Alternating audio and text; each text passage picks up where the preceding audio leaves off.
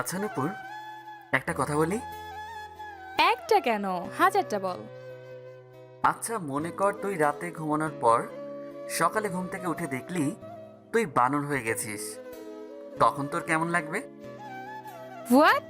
কি বলছিস এসব? হুম, ঠিকই বলছি। তোর কেমন লাগবে বলতো? তার মানে তুই বলতে চাচ্ছিস আমি বানর? তুই মোটেও বানর না, তুই হলি আস্ত একটা চামচিকা। কি? আমি চামচিকা? ইন্দুর, বিলাই, তেলাপোকা। তুই কিন্তু মাইর খাবি।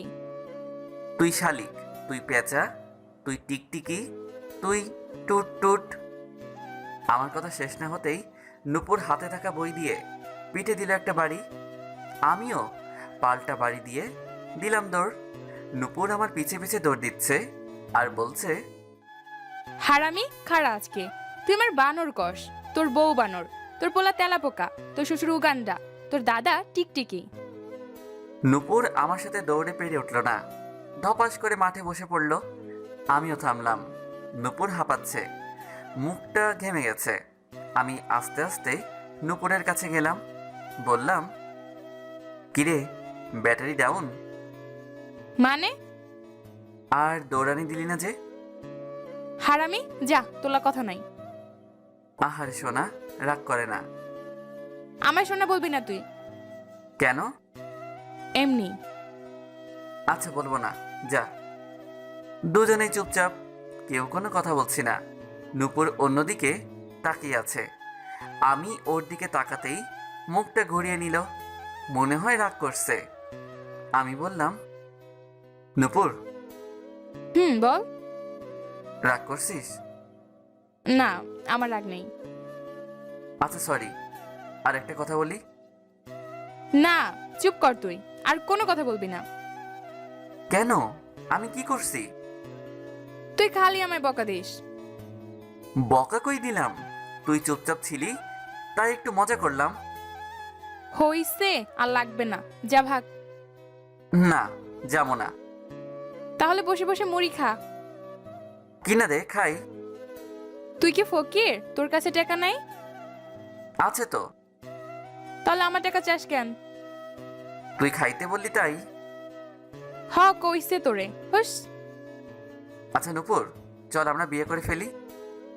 আচ্ছা বাই, থাক তুই, গেলাম আমি। তুই এমন কেন? কেন? কি করছি? সারাক্ষণ কথা বললাম কিচ্ছু না, বিয়ের কথা বললাম আর চলে যাবি? প্রতিদিনই তো একই কথা কস। আচ্ছা বাই, থাক, গেলাম আমি। তাহলে কি বলমু? জবাব দে। দিমু না, থাক তুই, গেলাম আমি। কালকে তো ভার্সিটি বন্ধ, কি করবি তুই? বাসায় বসে থাকবো। চল কোথাও ঘুরে আসি। কখন যাবি? বিকেলে যাই।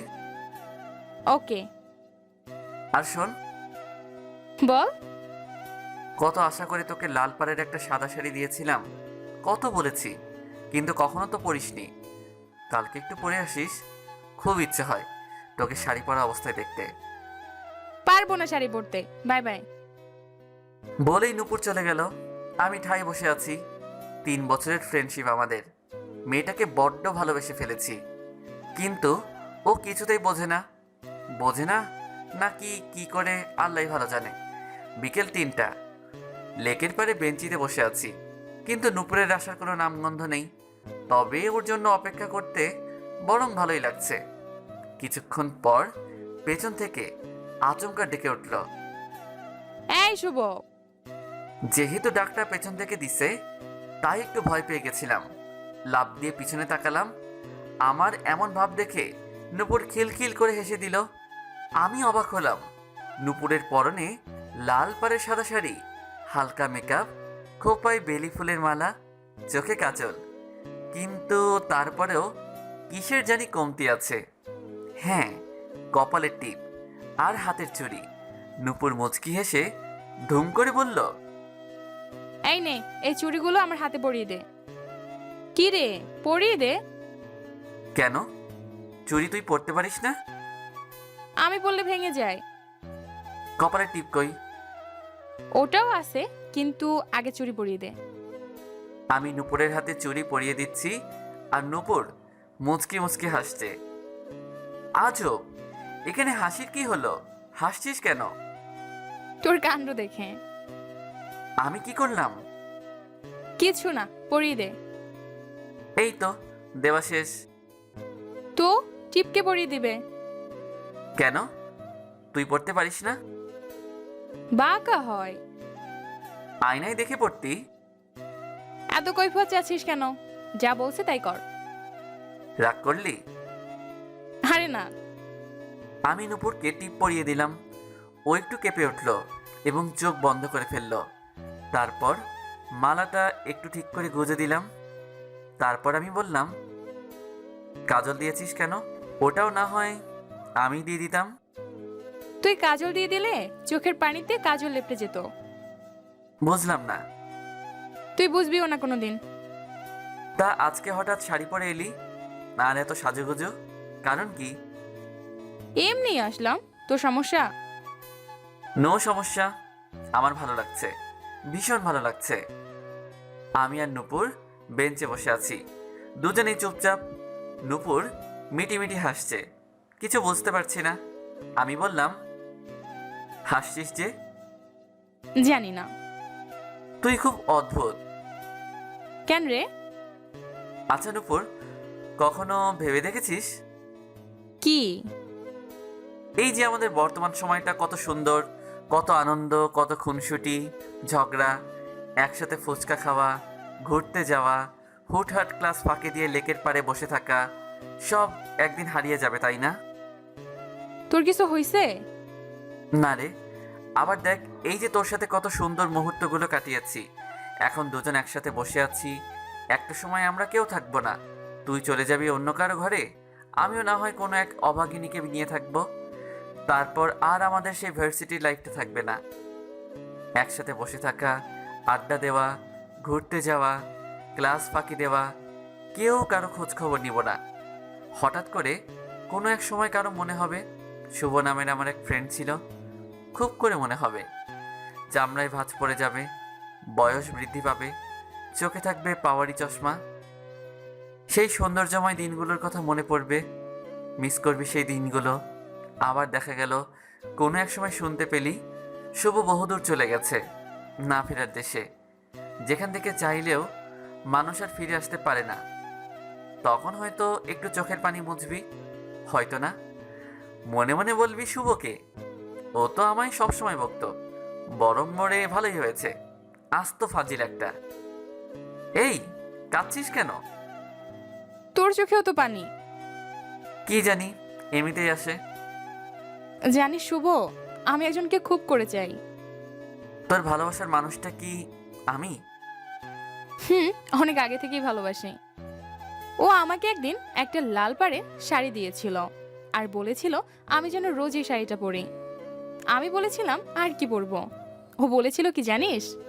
বলেছিল শাড়ি পরলে নাকি আমার আর কিচ্ছু পরা লাগবে না। পরে ও ছোট একটা চিরকুট দিয়েছিল, সেখানে লেখা ছিল, খোপাই, বেলি ফুলের মালাটা একটু অন্যরকম করে দিস, যাতে আমি ঠিক করে দিতে পারি। কখনো কপালে টিপ দিবি না, ওটা আমি পরিয়ে দিব। চোখে নিজেই কাজল দিস, কারণ আমি কাজল দিয়ে দিলে তুই কান্না করবি। আমি চাই না কাজলটা লেপটে যাক। আর হ্যাঁ, আমার অনুমতি ছাড়া হাতে চুরি পড়লে হাত ভেঙে দিব। যেদিন ওই পাগলটা এই কথাগুলো বলেছিল সেদিন থেকেই আমি মাঝরাতে এই পাগলটা দেওয়া শাড়ি পরে আয়নার সামনে দাঁড়িয়ে থাকি, নিজের সৌন্দর্য দেখি। কিন্তু পাগলটা আসে না, খোপা ঠিক করে দেয় না, কপালে টিপ দিয়ে দেয় না, হাতে চুড়ি পরিয়ে দেয় না। কিন্তু আজকে যখন পাগলটা আমায় টিপ পরিয়ে দিল, খোপা ঠিক করে দিল, হাতে চুড়ি পরিয়ে দিল, আমার না তখন সুখে মরে যেতে ইচ্ছে করছিল। সাথে পাগলটাকে নিয়ে মরিস। জানিস, আমি সব পারবো, কিন্তু তোকে ছাড়া থাকতে পারবো না। বিয়ে করবি আমায়? পাগলকে বিয়ে করতে পারবি? নূপুর কিচ্ছু বলল না, হু হু করে কেঁদে দিয়ে শক্ত করে জড়িয়ে ধরল। কান্না কোনো মতেই থামছে না। জগতে সবকিছুই অদ্ভুত, তার চেয়ে বেশি অদ্ভুত হলো মেয়েদের মন। ওরা কেমন সেটা ওরা নিজেরাও জানে না। এই মেয়েটা আমাকে এতটা ভালোবাসে জানা ছিল না। আমার বুক থেকে ওর মুখটা উঁচু করে কপালে আলতো করে ভালোবাসার পরশ এঁকে দিলাম। সাথে সাথে নূপুর আমায় খুব শক্ত করে জড়িয়ে ধরলো আর কান্না করতে করতে বলল, আমাকে কখনো ছেড়ে যেও না, তোমায় বড্ড বেশি ভালোবেসে ফেলেছি। আমিও তোমায় অনেক বেশি ভালোবাসি পাগলি। কান্নারত অবস্থায় মেয়েদের এতটা সুন্দর লাগে সেটা এই পাগলিটাকে না দেখলে বুঝতেই পারতাম না।